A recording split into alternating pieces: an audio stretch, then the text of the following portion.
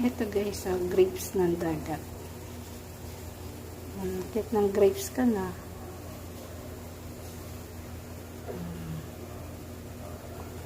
Ang tawag dito ay lato-lato.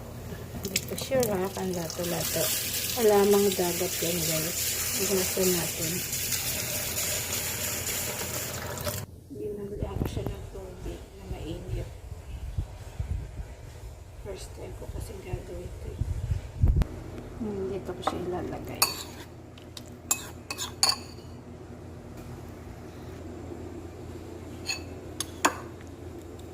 Ayan, ito na yung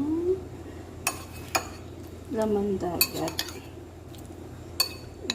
Grapes ko. Diba? Grapes sa dagat.